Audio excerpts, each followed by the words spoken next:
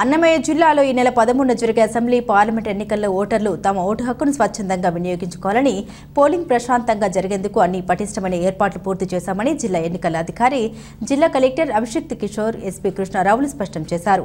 అన్నమయ్య జిల్లా రాయచోటిలోని కలెక్టరేట్లో జిల్లా ఎన్నికల అధికారి జిల్లా కలెక్టర్ అభిషిక్త్ కిషోర్ ఎస్పీ కృష్ణారావులు మీడియా సమావేశం నిర్వహించారు. సో జనరల్ ఎలక్షన్స్ 2024లో మనం ఆల్మోస్ట్ చివరిఘట్టానికి చేరుకున్నాం ఎలక్షన్ ప్రాసెస్లో. ఈ రోజు 6 గంటల నుంచి సైలెన్స్ పీరియడ్ మొదలవుతుంది. All kinds of campaigning, canvassing ఇవన్నీ క్లోజ్ అవుతాయి. ఈ సైలెన్స్ పీరియడ్లో ఎటువంటి క్యాంపెయినింగ్ని అలౌ చేయాలి. Basically section 126 representation of people's act ప్రకారం పోల్ క్లోజ్ అయ్యే 48 గంటల ముందు వరకు ఎటువంటి క్యాంపెయినింగ్ అలౌ చేయము. సో దీన్నే మనం సైలెన్స్ పీరియడ్ అంటాం. ఈ టైంలో ఎవరైతే బయట కాన్స్టిట్యుయెన్సీస్ నుంచి పొలిటికల్ క్యాంపెయినింగ్ కోసం కానీ మీటింగ్స్ కోసం కానీ వచ్చి ఉంటారు, వాళ్ళందరూ వాళ్ళ కాన్స్టిట్యుయెన్సీ నుంచి వాళ్ళ కాన్స్టిట్యుయెన్సీస్కి వెళ్ళిపోవాలి. ఇంకెటువంటి మీటింగ్స్కి, రోడ్ షోస్కి, ర్యాలీస్కి, ఎటువంటి క్యాంపెయినింగ్కి పర్మిషన్స్ కూడా ఇవ్వబడదు. దీనికి సంబంధించి మనం 144 CRPC కింద ఒక ఆర్డర్ కూడా పాస్ చేయడం జరిగింది. దీంట్లో అన్ఆథరైజ్డ్ అసెంబ్లీస్ కూడా మనం అలౌ చేయము. ఓన్లీ ఎలక్షన్ ప్రాసెస్ సంబంధించి వెహికల్ మూవ్మెంట్ కానీ, గవర్నమెంట్ ఆఫీసర్స్ కానీ, ఎమర్జెన్సీస్ కోసం హాస్పిటల్స్, మెడికల్ స్టాఫ్ ఇలాంటి వాళ్ళు తప్ప అన్ఆథరైజ్డ్ పర్సనల్ ఎవరు మోర్ దెన్ 5 people అసెంబ్లీ కూడా చేయడానికి కూడా వీల్లేదు. మనం మే 13న పొద్దున 7 గంటల నుంచి సాయంత్రం 6 గంటల వరకు పోలింగ్ చేసుకోబోతున్నాం. దానికి సంబంధించి జిల్లాలో ఉన్న 6 కాన్స్టిట్యుయెన్సీల్లో, అలాగే రాజంపేట పార్లమెంటరీ కాన్స్టిట్యుయెన్సీలో ఉన్న 7 నియోజకవర్గాల్లో అన్ని ఏర్పాట్లు చేశాము. లాస్ట్ ప్రెస్ కాన్ఫరెన్స్ లో మీకు చెప్పినట్టు కమిషనింగ్ కూడా కంప్లీట్ అయింది. మనకి ఏవైతే ఓటింగ్ మెషిన్స్ ఉంటాయో అవన్నీ కన్సర్న్ కాన్స్టిట్యుయెన్సీలో కమిషనింగ్ చేసి బ్యాలెట్ పేపర్ ఫిక్స్ చేసి సీలింగ్ చేయడం కూడా జరిగింది. అలాగే పోల్కి కావాల్సిన మెటీరియల్ ఏదైతే ఉందో వాటన్నిటిని కూడా చాలా ఆర్గనైజ్డ్ వేలో ప్యాక్ చేసి ఎన్ని పోలింగ్ పార్టీస్ ఉన్నాయో అన్ని పోలింగ్ పార్టీస్కి అన్ని ప్యాకెట్స్ తయారు చేసుకోవడం కాన్స్టిట్యుయెన్సీస్లో ఏర్పాటు చేసుకోవడం జరిగింది. అలాగే పోలింగ్ స్టేషన్స్ మన జిల్లాలో 1609 ఉన్నాయి. ఈ 1609ని అన్ని రకాల ఫెసిలిటీస్తో మనం ఏర్పాటు చేసుకోవడం జరిగింది.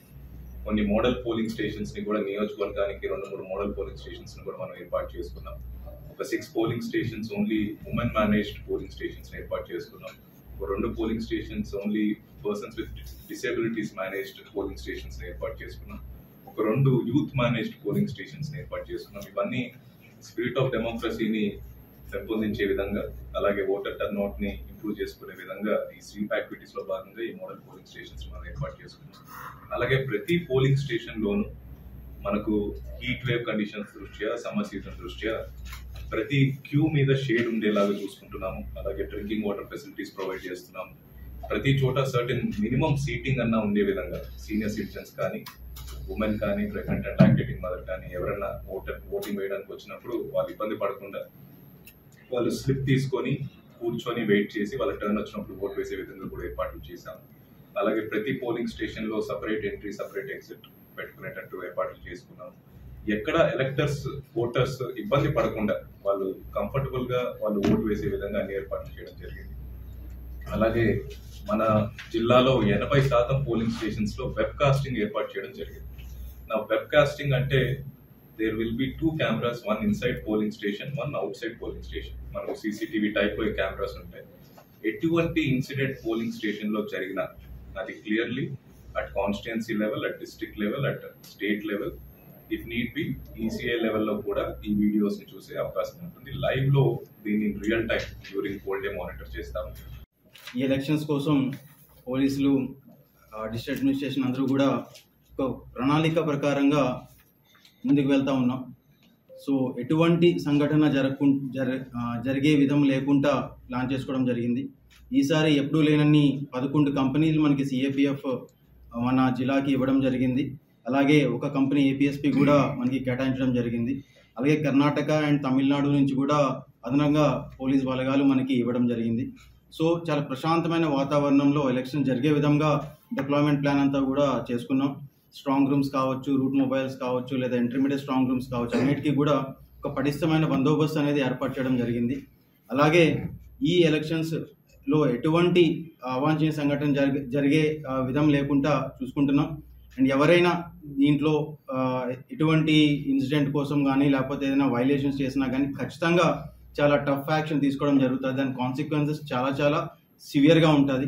So I request everybody to adhere to the rules and regulations as per the ECI guidelines and as per the act in vogue, and I request everyone to respect the law and follow the rules. So my entire administration is geared up to conduct a very free and fair elections, and దానికి మీరందరూ కూడా సహకరించాలి.